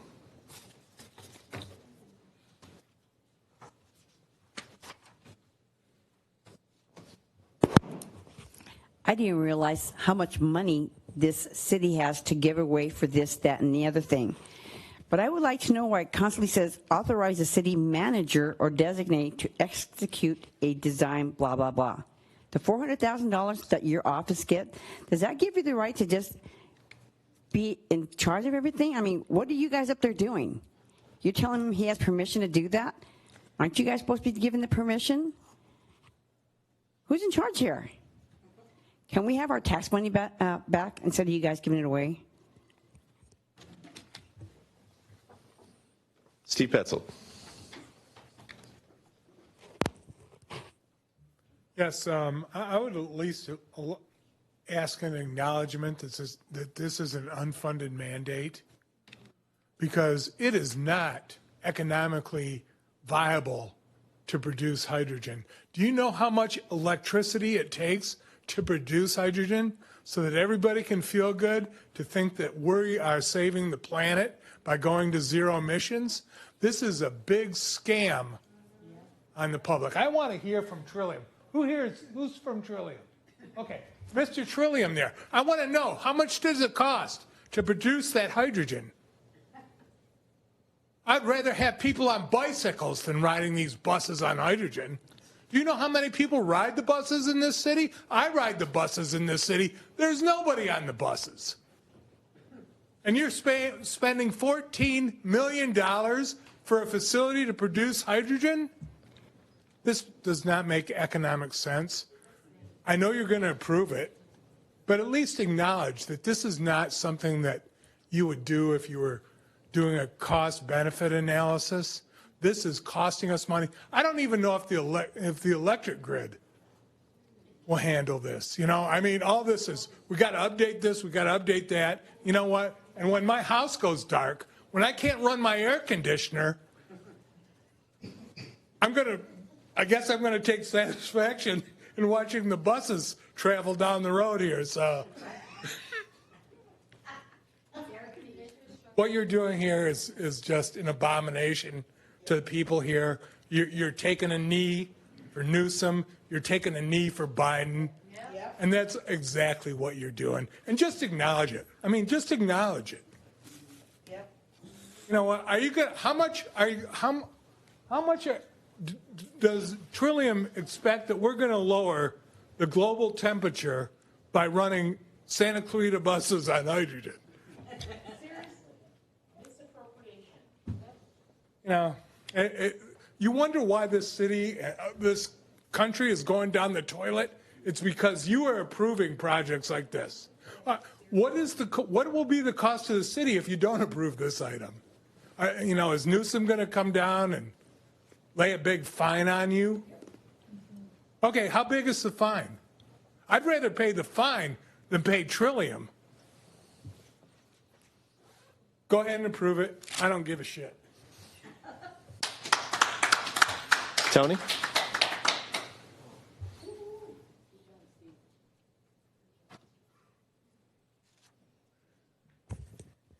Well, let's see. With all due respect, I trust his investment as much as I trust the city manager's word regarding complaints from employees, because that's patently false. We don't investigate anything seriously. That's just the truth. Now, regarding this, look, this is just an exercise we're going through. We know that this is going to be approved because the city manager wants this. But I do have a couple of questions and maybe some concerns maybe that we should address. We've invested a considerable amount of money in CNG, and now we're committing to hydrogen and eventually to electric. I recognize we have federal and state mandates. However, we the people are pretty much in the dark. I don't blame you for this, okay, to be quite honest. But we have a communication team here within the city. We don't use it. Why do we have to find out about this within an agenda? Why do we have to go through pages upon pages of an agenda just to find out about something? Why isn't this publicized far better? Our communication specialists should be able to communicate with the people. That's their job. They're supposed to communicate your plans, your wishes. But again, we're kept in the dark. Why is that? Do we not have a sufficient budget? I believe it's a robust budget. We still have money in the piggy bank as far as I'm concerned. So why don't we spend more in communications? Why should we find out about this within an agenda or find out through the signal after the fact, after something's approved? It's not that we're going to be against it 100%, but it'll be very, very nice for us to be involved. And I think all of you agree with this.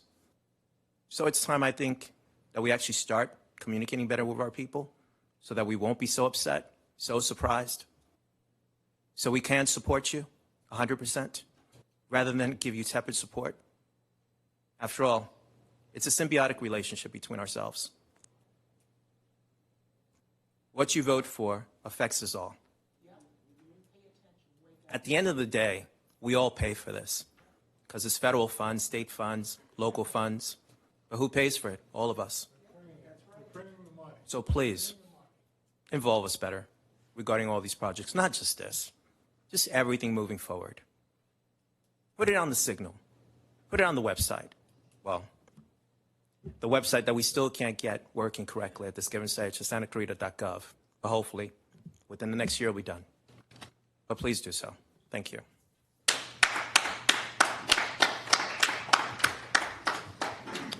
Okay, that concludes public speakers. Any staff comments? Thank you, Mayor and members of the City Council.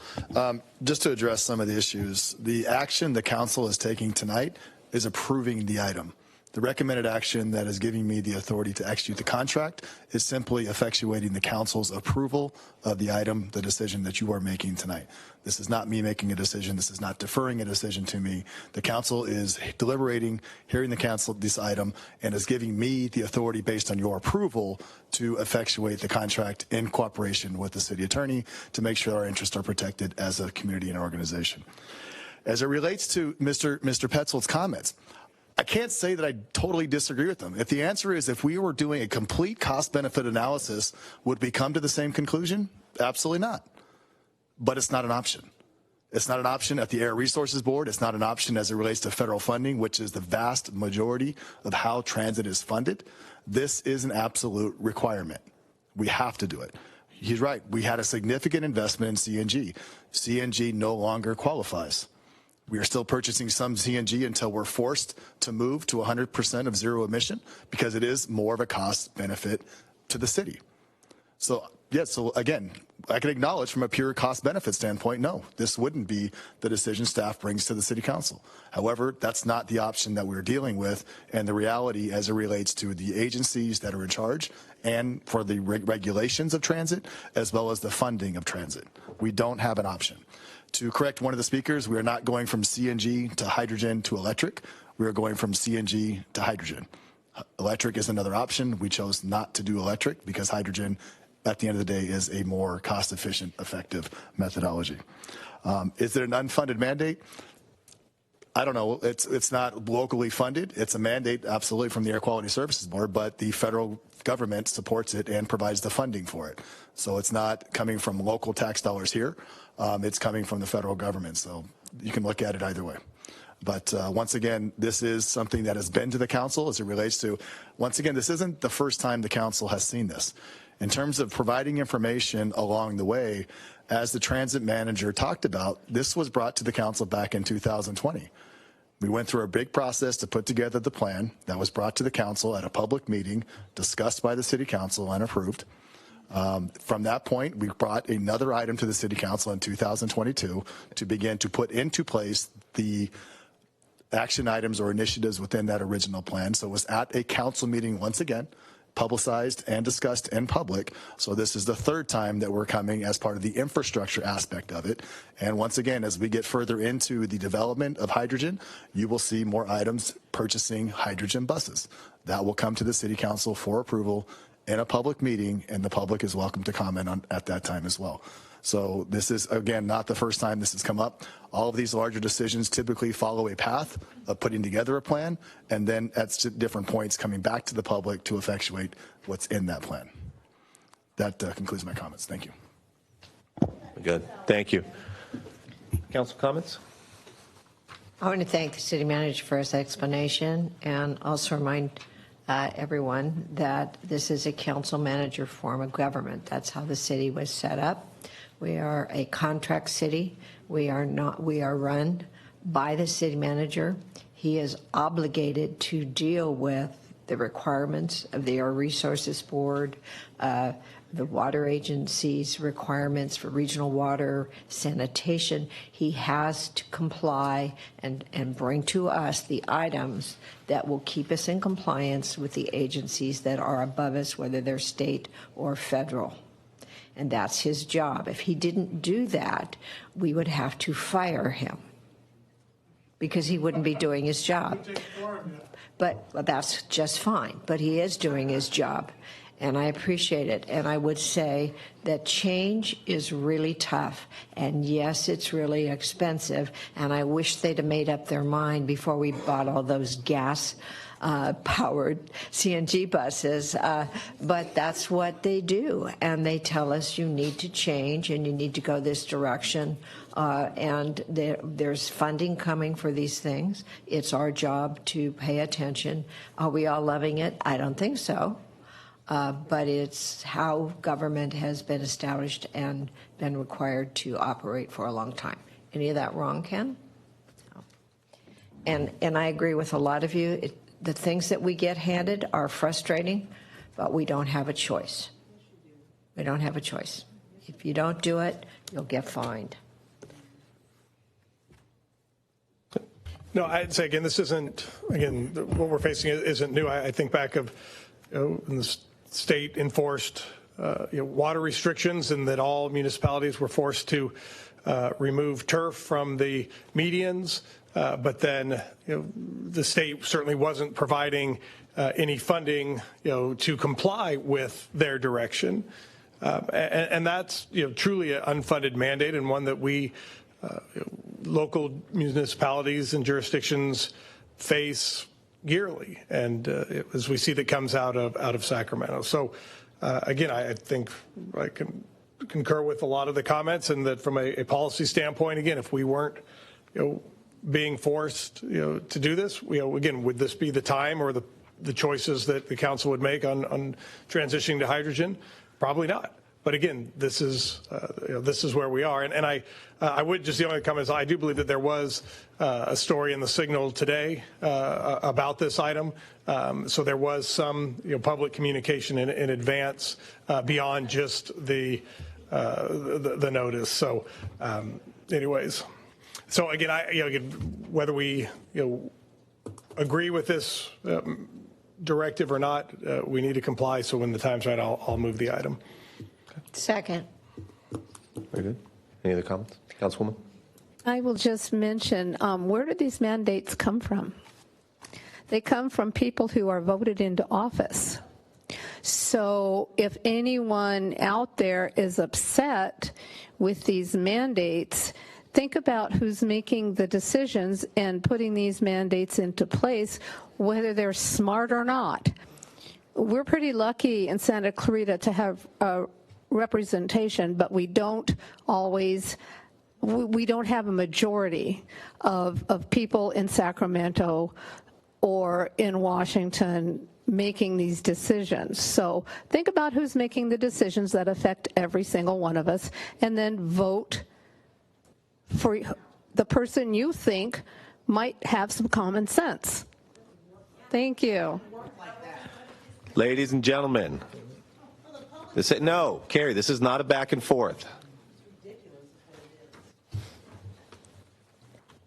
Councilman, any other comments? Okay, we have a motion and a second on the table. City Clerk, will call the vote. Mayor Pro Tem Smythe? Aye. Councilmember Miranda? Yes. Councilmember West? Aye. Councilwoman McLean? Yes. Mayor Gibbs? Aye. Thank you. Okay, with that, we will move forward to the consent agenda. I believe we had a couple of speakers on there, Mary. Thank you. Thank you.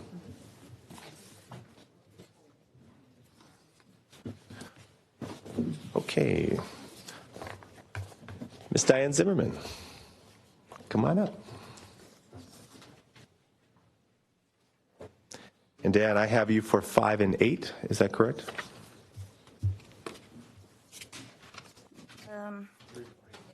3 and 5? Okay.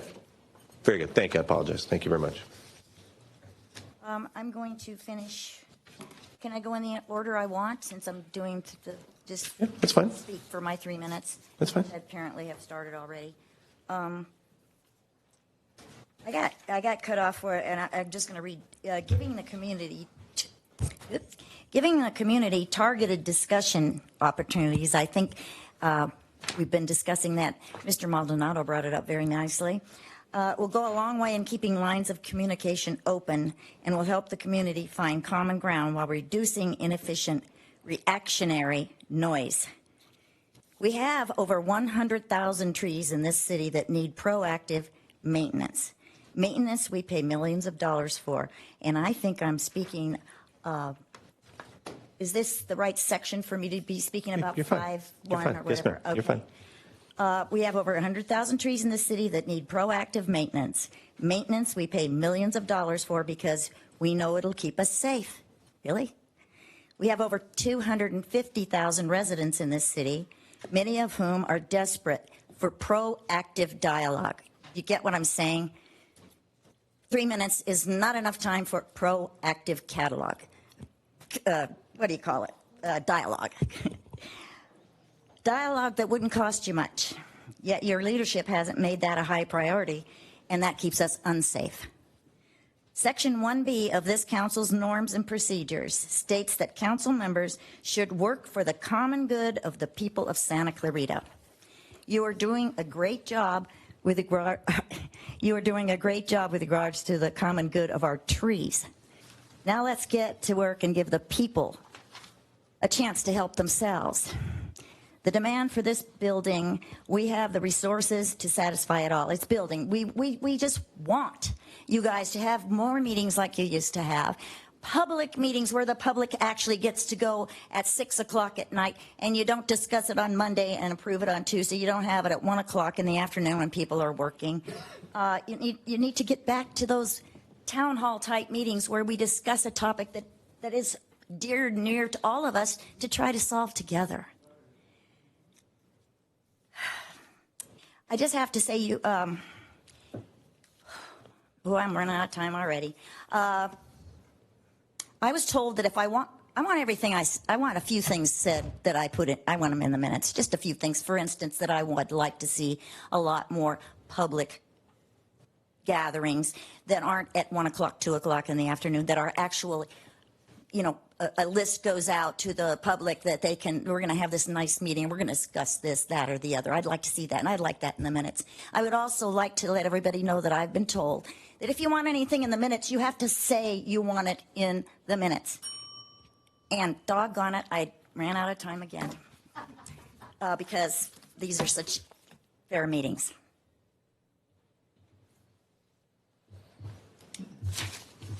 Okay, very good. No other speakers? All right, I'll move consent. Second. Okay, we have a motion and a second for consent. City Clerk, please call the roll. Councilmember Miranda, Yes. Mayor Pro Tem Smythe, Aye. Councilwoman McLean, Yes. Councilmember West, Aye. Mayor Gibbs. Aye. Very good. That concludes our meeting. We are adjourning in honor of Jeff Wheeler and Ed Bolden. Ed Bolden. Ed Bolden. Very good. Thank you, everybody. Oh, I'm sorry. We have one more public comment section. Thank you. Adjourn again. No, not a problem. Not a problem. Thank you. We have two more speakers, Tony Maldonado and Mr. Petzold.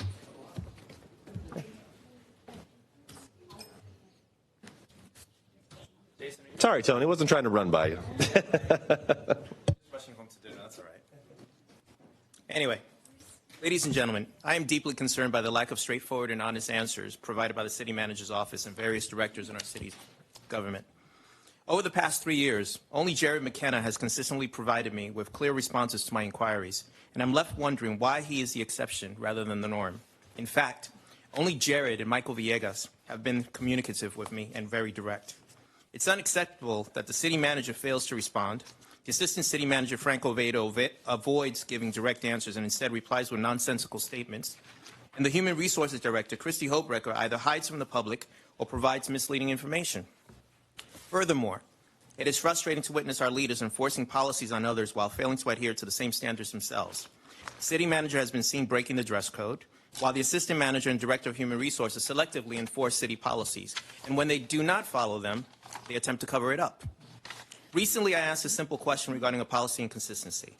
The issue concerned a PTS employee from a community center who was permitted to apply for and obtain an internally advertised full-time position at the library branch. However, when other PTS employees applied for internally advertised positions, they were informed that they were not allowed to apply for internal positions. This inconsistency in policy and policy application must be addressed. However, the assistant city manager and the director of human resources refused to discuss the matter. Additionally, the Human Relations Roundtable, which is supposed to encourage, assist, and empower our community to eliminate all forms of racism and discrimination, has failed to address issues of race relations within our city, despite spending thousands of taxpayers' funds on needless consultants for race relations. They remain silent when a city crisis involving race relations arises, and they have failed to hold the SCV and NAACP accountable for inflaming race relations or to adequately address issues brought forward regarding racism and discrimination within our city. It is perplexing that they exist when they do not take any concrete steps to address these issues, wasting taxpayer money on consultants and failing to bring the community together to discuss these concerns. We demand a refund. Good money has been spent and a complete overhaul of the Human Relations Roundtable. To promote transparency, accountability, and effective communication between citizens and our government, we need an Office of Ombudsman. This office will mediate impartially between the public and the government, improving communication channels and setting clear expectations for responses. It would investigate and report its findings, ensuring that decisions are made in the best interest of the community and building trust between citizens and the government. Lastly, we must search in earnest for a new city attorney or law firm to act as a city attorney, because 35 years with the same firm is utterly ridiculous and has outlived its usefulness. A new perspective, one that we can support, is greatly needed. Thank you. Thank you, Tony. Mr. Petzel. Yes, Mr. Mayor, I did want to give some kudos to the city before I started. They're doing an incredible job on the disc golf course out there. This is going to be a great amenity to the city. It is going to draw people from outside of Santa Clarita to Santa Clarita. They're doing a great job. So it took a bit, but I also want to give congratulations to the graffiti removal team. Today, about 11 o'clock, I reported to Mary some gang graffiti I saw at the Santa Clarita Community Center, and like within 2 hours, the guy is on the phone to me saying it's already done. So I did ask him regarding racial graffiti, and he said racial graffiti is a very small percentage of the total graffiti in this city. He said about 10% now. Evidently, gang graffiti isn't considered racial graffiti, but, you know, as opposed to what Miss Jeffrey Malik says occasionally, it is not a big issue here in Santa Clarita, you know, so. I wanted to talk about the dormitories proposed at COC. I'm very concerned about the grant that was given to College of the Canyons. That application came in as going to the foundation, the College of the Canyons Foundation. Okay, I have here a check, a copy of a check, subject to a public records request, that shows that the College of the Canyons paid $15,000 to a consultant to come in here to drive around and check out rental units here in Santa Clarita. So I don't know if the foundation transferred the money to the college. You know, I haven't had time to follow up with that. But here is a copy of the check. The grant was given to the foundation. And I just don't know, you know, how that happens. But I do know that the foundation is the Vegas fund for Diane Van Hook. So the only thing I can think of is that the money went to the foundation, and then Van Hook and the trustees authorized the expenditure from the college. So, you know, they shift money up there like you can't believe. So am I upset? Yes, because you steered money from Measure H to the foundation, which they banked, and then the college paid for a study by a private organization. Money was supposed to go to a nonprofit. This money went to Chicago, Illinois. I got it right here, Chicago, Illinois. The whole thing's a big scam. Measure H was a scam from the beginning, and you participated in the scam. And I didn't even get to what I wanted to talk about. Can Steve. I get 5 minutes? No. Thank you. Thanks, Steve. That concludes public comment. How did this money come from College of the... That concludes public comment, Steve. Thank you. We are adjourned. Thank you, everybody.